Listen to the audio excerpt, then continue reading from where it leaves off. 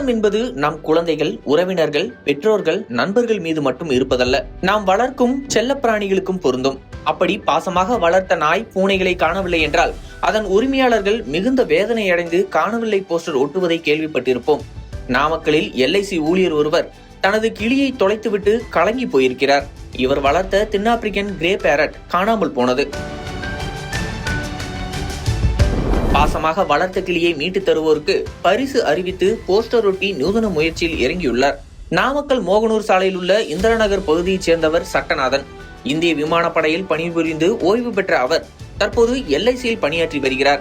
சிறு வயதிலிருந்தே பறவைகள் வளர்ப்பதில் ஆர்வம் கொண்ட அவர் இந்திய கிளிகள் உள்ளிட்ட பல பறவைகளை வீட்டில் வளர்க்க சட்ட ரீதியான தடைகள் இருந்ததால் கடந்த மே 20 தமிழக அரசால் அங்கீகரிக்கப்பட்ட சென்னையின் கொளத்தூர் பகுதியில் உள்ள தனியார் பறவைகள் விற்பனை மையத்திலிருந்து 60,000 ரூபாய் செலவில் தென்னாப்பிரிக்கன் கிரே பேரட் வகையைச் சேர்ந்த கிளியை வாங்கி வளர்த்து வந்துள்ளார்.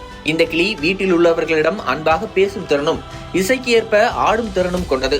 குடும்பத்தினர் அனைவருடனும் மிக பாசமாக பழகிய இந்த கிளி வீட்டிற்குள் சுதந்திரமாக சுற்றி திரிந்து வந்ததாக சட்டநாதன் தெரிவித்தார். ஆனால் கடந்த 17 எதிர்பாராத விதமாக இந்த கிளி வீட்டின் வெளியே பறந்து சென்று விட்டது. அதை பார்த்த குடும்பத்தினர் அதிர்ச்சி அடைந்து பல்வேறு பகுதிகளில் தேடினர். 4 நாட்கள் ஆகியும் கிளியை கண்டுபிடிக்க முடியவில்லை. இதையடுத்து சட்டநாதன் நாமக்கல் நகரம் முழுவதும் கிளியின் புகைப்படம், விவரங்கள், செல்போன் எண் ஆகியவற்றுடன் காணவில்லை எனும் போஸ்டர்கள் ஒட்டி தேடுதல் பணியில் ஈடுபட்டுள்ளார். வீட்டு படுக்கையறை சுவர்களிலும் கிளியின் படங்களை ஒட்டி வைத்திருப்பது குடும்பத்தின் பாசத்தை வெளிப்படுத்தும் வகையில் தற்போது பேசுபொருளாகியுள்ளது. இந்த விவகாரம் குறித்து சட்டநாதன் தனது வேதனையை பகிர்ந்து கொண்டதோடு கிளியை கண்டுபிடித்து கொடுத்தால் பரிசு தருவதாகவும் கூறியுள்ளார். நாமக்கலில் இப்படி ஒரு சம்பவம் என்றால் இதே போல கோவையிலும் மற்றொரு சம்பவம் நடந்துள்ளது. எங்கள் வீட்டு செல்லப்பறவையை கண்டுபிடித்து கொடுத்தால் ரூபாய் 15,000 பரிசு வழங்குவதாக கோவையில் பல்வேறு இடங்களில் போஸ்டர்கள் ஒட்டப்பட்டுள்ளன. கோவை கணபதி பகுதியைச் சேர்ந்தவர்கள் கதிர் குடும்பத்தினர். இவர்கள் கடந்த 5 மாதங்களுக்கு மேலாக கிளி வகையைச் சேர்ந்த வெள்ளை நிற கிராக்டெயில் பறவையை வளர்த்து வந்துள்ளனர்.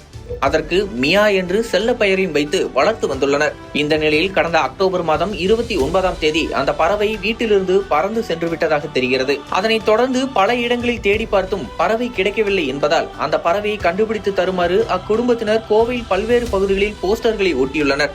பறவை காணாமல் போனதால் குழந்தைகள் கவலையாக இருப்பதாகவும் எங்கள் செல்ல பறவையை கண்டுபிடித்து கொடுத்தால் 15,000 பரிசு பணம் கொடுப்பதாக அறிவித்துள்ளனர். போஸ்டரில் அந்த பறவையின் புகைப்படம், வயது, நிறம் அனைத்தும் குறிப்பிட்டு பறவையின் முன்பு துண்டு எடுத்து சுற்றினால் தானாகவே வந்து அமர்ந்து கொள்ளும் என்றும், மியா என்று அழைத்தாலோ அல்லது பீகாபூ என்று அழைத்தாலோ வந்துவிடும் என்று குறிப்பிட்டுள்ளனர். நாமக்கல் மற்றும் கோவையில் தொலைந்த கிளிகளை கண்டுபிடித்து கொடுத்தால் 5,000 மற்றும் 15,000 என உரிமையாளர்கள் பரிசு தொகை அறிவித்து போஸ்டர்கள் ஒட்டியுள்ளது பேசுபொருளாகியுள்ளது.